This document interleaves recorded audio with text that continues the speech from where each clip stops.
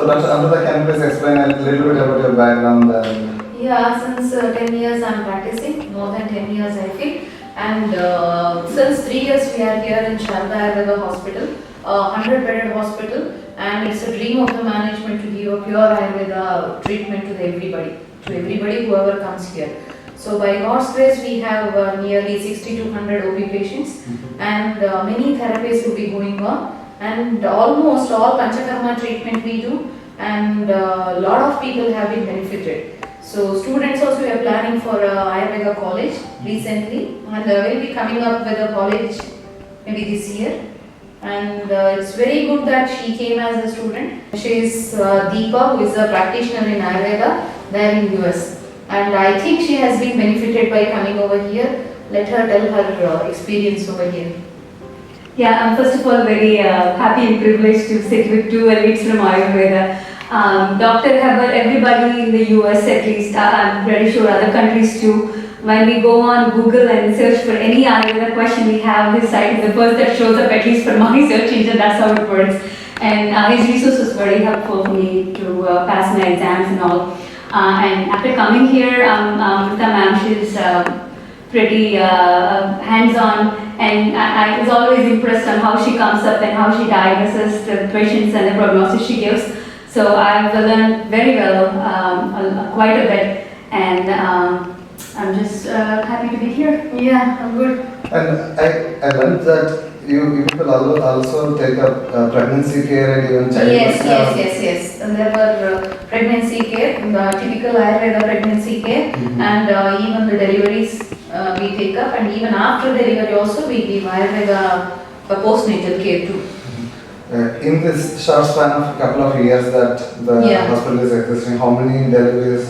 Maybe around 10 deliveries we have. There is one delivery today. And there is one more delivery to be. Okay, and you I mean, some people fear of hormonal treatment. Yes. I have learned that in very big institutions also they fear hormonal treatment, but if it goes wrong, it can lead to like hematemesis and all.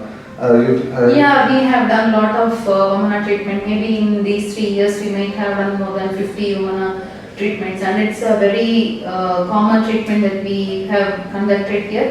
And she has also seen. Yeah, I witnessed a hormonal treatment, and it was pretty well planned, and there were all the doctors there observing every moment, and her vitals were being checked for the patient, and it was pretty well planned therapy that was done.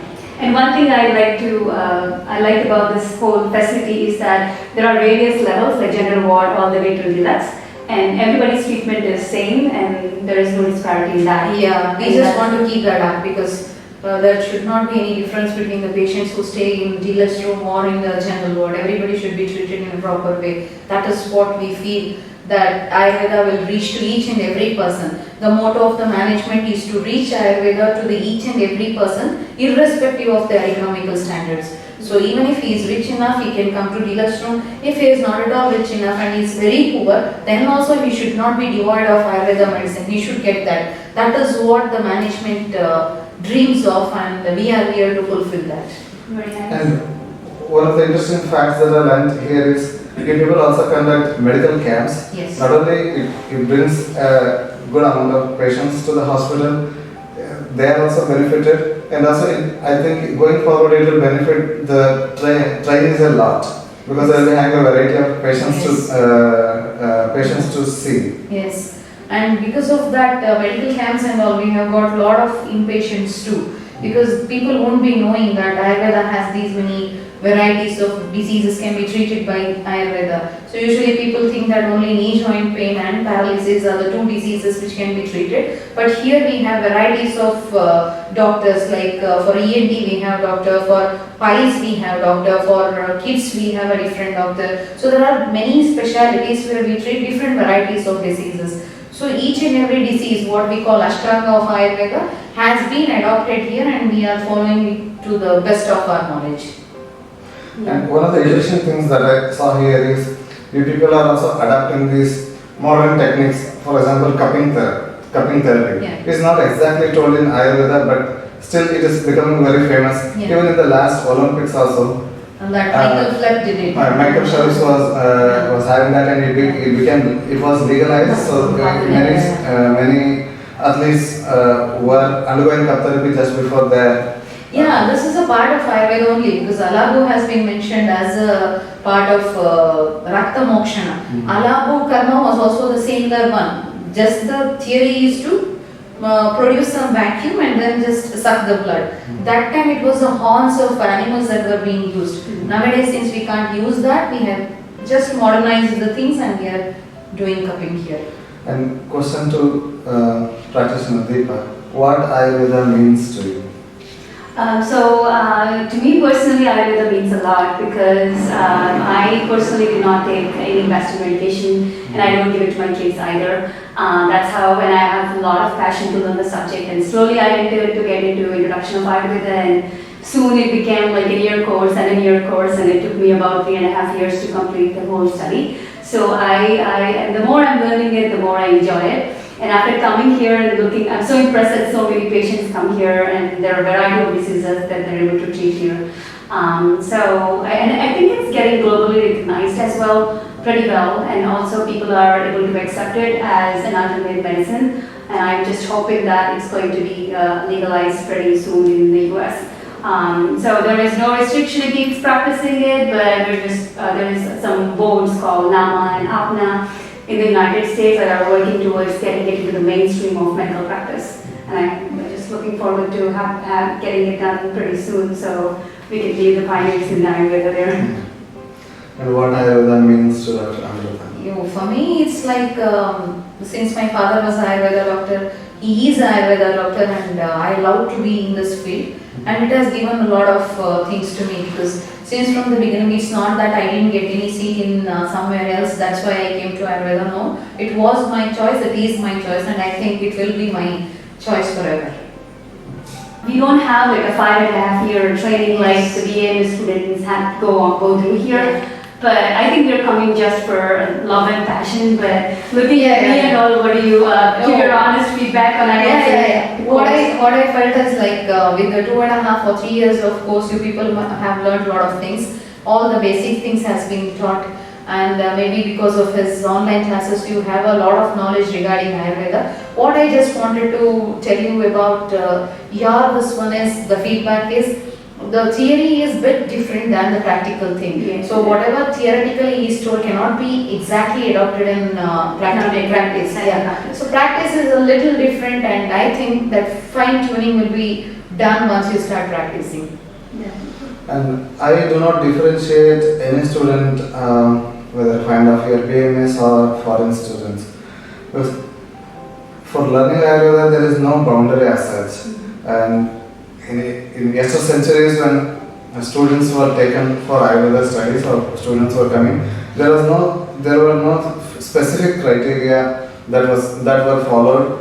That only this student will be given Ayurveda and this student will not be given Ayurveda. Ayurveda is Ayurveda. It has been existing since thousands of years, and it will be existing for many thousands of years.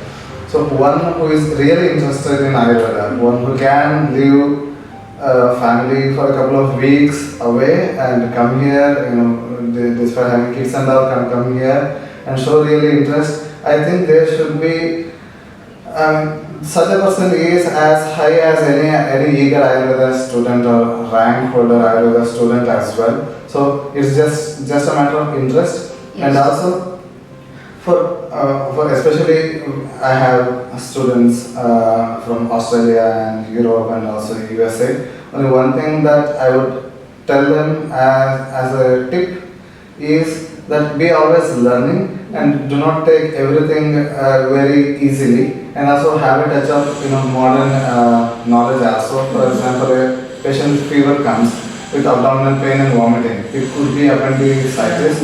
You'll never know. But you have to, once you enter into it and once you get serious with it, you have to really learn a lot of things, and always be reading. Both read Samhitas, traditional ones, and also modern things, and also a little bit about dietetics, because some of the times it happens, especially in the foreign countries, is most of the food ingredients that are explained in the Shastras are a little bit different there. So you need to make a correlation there, and you have to apply your own wisdom to understand and interpret. So you have to read a lot of modern things and also Ayurvedic things and dietetics, and keep on learning and keep on expanding your knowledge. So that's it. I mean, I also came across this question in the morning that should BMS be No, nothing like that. about? It's not about BMS or it's not about foreign Ayurveda course. It's about the interest and application of the student and the humbleness. But they should never stop practicing, that's all. The practical things will come only after practice. Yeah. So it should not remain only theoretical. If you want to propagate Ayurveda, if you want to have, if you want to propagate Ayurveda worldwide, the thing is people should start practicing Ayurveda. Once we start practicing, then slowly we can give knowledge to others too. So the thing is, once you learn, you have to go and practice. If you are really obedient, then either there is no big rocket science that you cannot be mastered. In fact, the first of the many shlokas of Ashtanga starts with Ayurveda Kodesheshu, Vidaya Paramata. They didn't say that Ayurveda Kodesheshu, second century marks Paramata. That is not like that. So with interest, everybody can learn, and of course, like Dr. Amritha said, there should be a marriage between what we learn and what we practice, and both should go hand in hand, especially for people in the USA where Ayurveda is upcoming and not even 5% of the total population of USA knows about Ayurveda. Especially, I encourage you people to give more and more talks. Sure. With health, with women care, with child care, and expand the Ayurveda. Whoever wants to learn, we the people from Sharda Ayurveda Hospital and Dr. Janardhan have are cordially welcome. Everybody or anybody who is interested in Ayurveda, who wants to learn Ayurveda, who wants to have a hands-on training. Thank you. I hope Ayurveda grows as globally as yoga is right now. Sure. Yeah.